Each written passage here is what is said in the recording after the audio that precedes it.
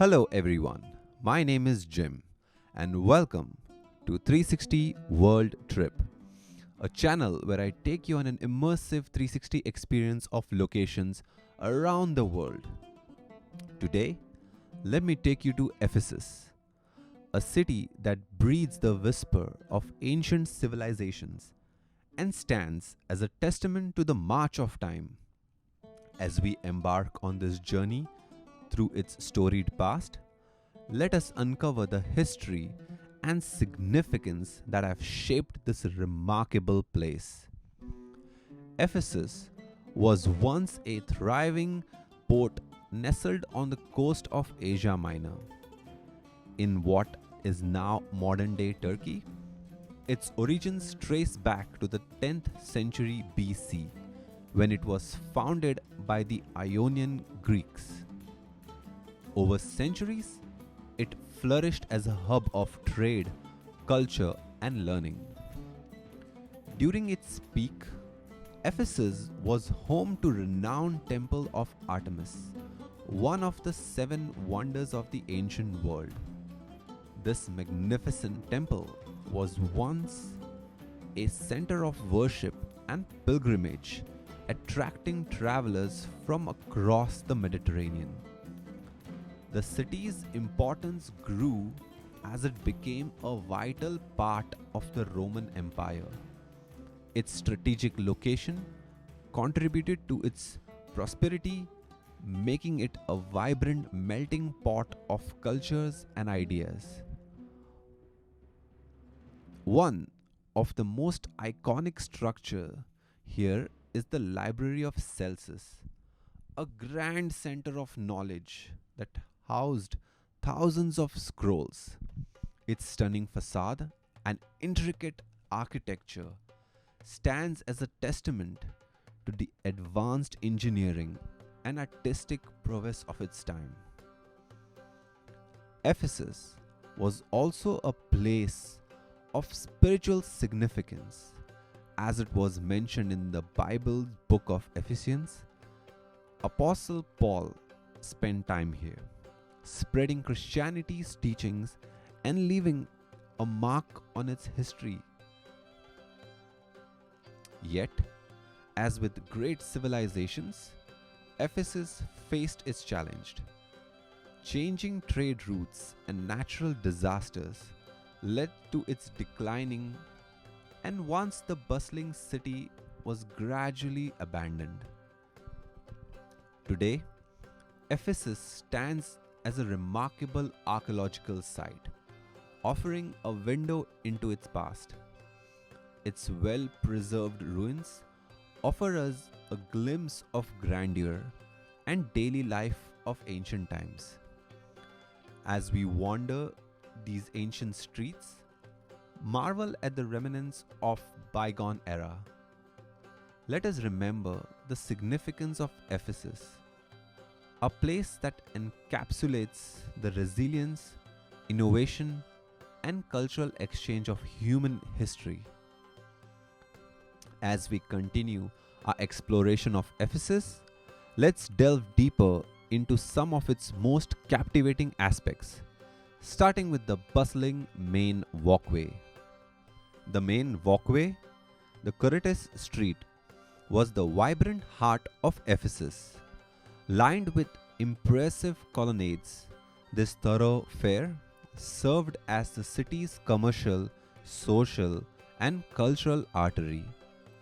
As we walk along its cobblestones, imagine the lively scene that once unfolded here.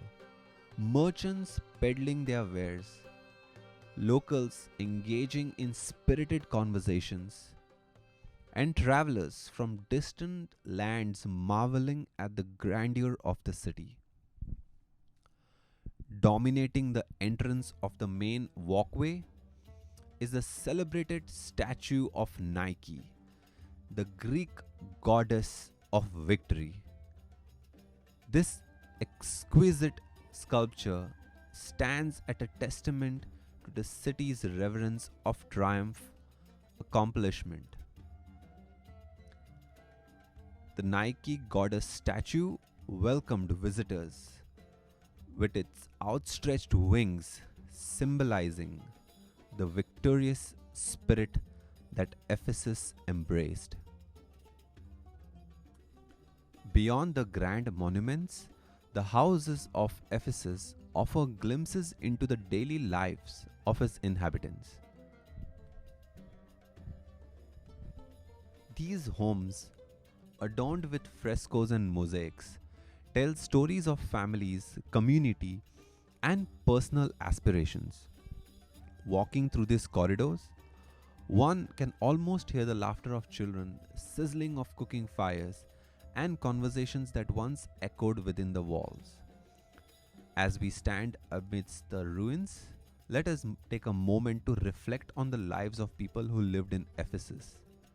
Citizens, merchants, scholars, artisans all contributed to city's rich tapestry. Trade life was the lifeblood of Ephesus, connecting it to the wider world.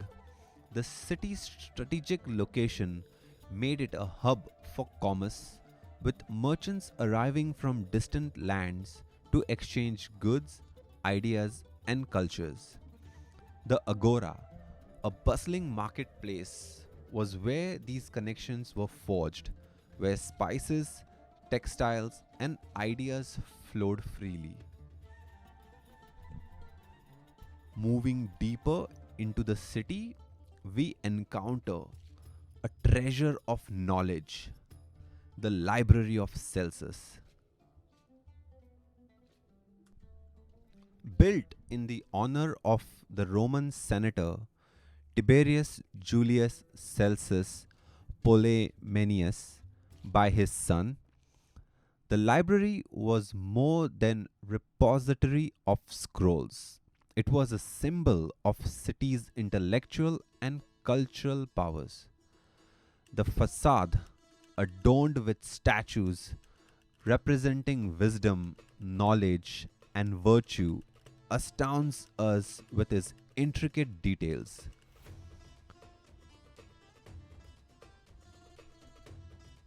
As we gaze upon this remarkable structure, let us remember that this library held the collective wisdom of civilizations and inspired generations to come.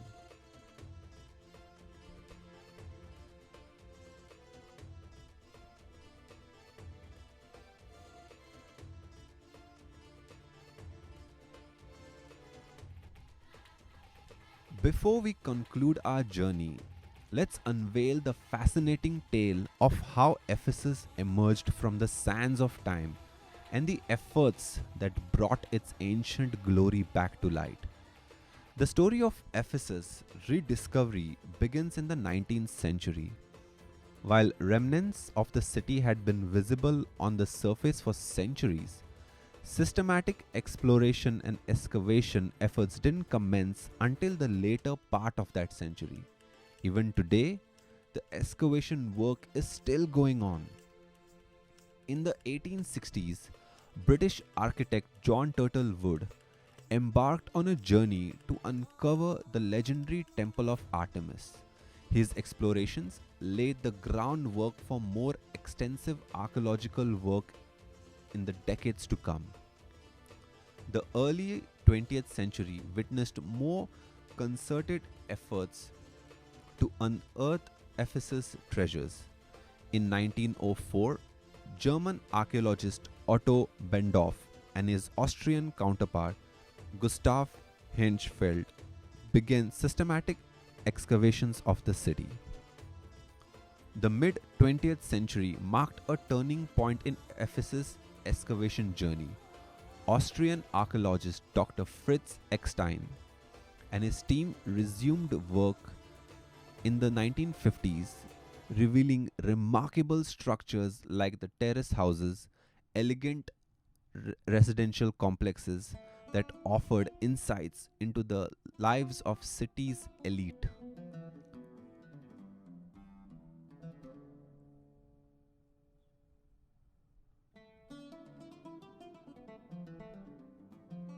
The grand amphitheater in Ephesus, also known as the Great Theatre, is one of the most iconic and well preserved ancient structures.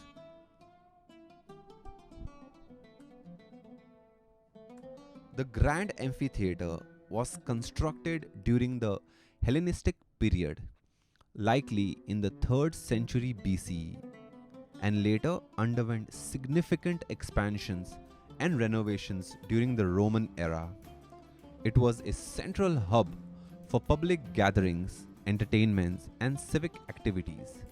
The theatre could accommodate around 25,000 to 30,000 spectators, making it one of the largest ancient theatres in the world. The theatre is carved onto the slope of Mount Pion and boasts impressive architecture.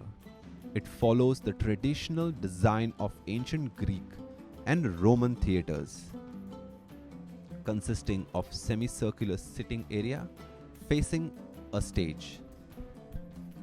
The sitting tiers were divided in different sections based on the social status, with the highest tier reserved for common people. One of the most distinctive features of the Grand Amphitheatre is its impressive facade, which includes 3 levels of arched entrances, decorative statues, and ornate reliefs. The theatre also has excellent acoustics, allowing a speaker's voice to carry to entire audience without the aid of modern amplification. The theatre hosts a variety of events, including theatrical performances, musical concerts, religious ceremonies, and political speeches.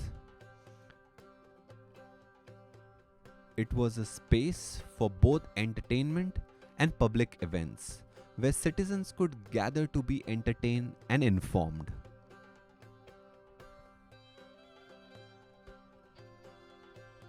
Today, as we stand amidst the ruins of Ephesus, let us remember the dedication and passion of those who tirelessly unearthed its history, brick by brick, artifact by artifact.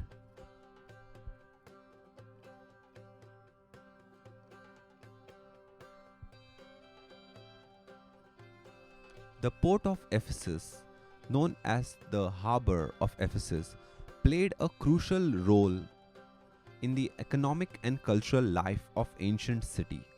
It was a significant trading hub and a gateway to the Mediterranean Sea for Ephesus and the surrounding region. However, over the time, the port underwent changes and faced various challenges that led to its eventual decline. In its prime, the port of Ephesus was a bustling center of maritime trade, connecting the city to the other parts of Roman Empire and beyond.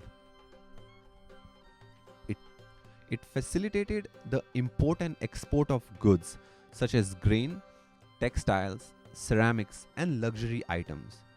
The harbor's strategic location contributed to its prosperity of the cities and the development of its urban infrastructure. One of the major challenges that the port of Ephesus faced was silting and sedimentation. The nearby Castus River carried silt and sediment downstream, which gradually accumulated in the harbor area. This process reduced the depth of the harbor and made it increasingly difficult for larger ships to navigate and dock.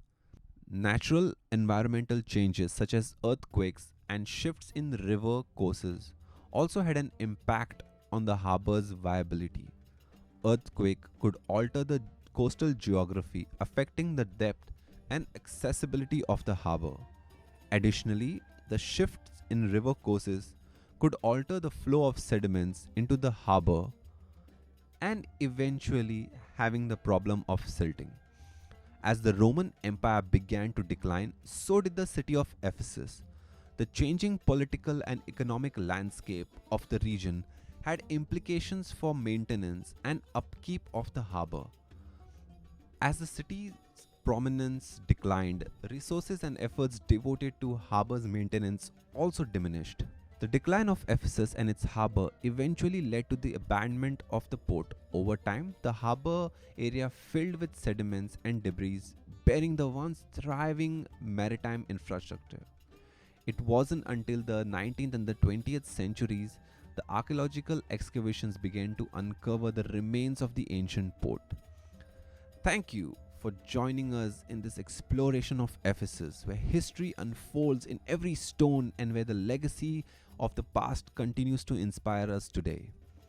I will be uploading more videos, so subscribe and hit the bell icon to receive updates on new videos. Do like and leave a comment. Thank you. I will see you in my next video.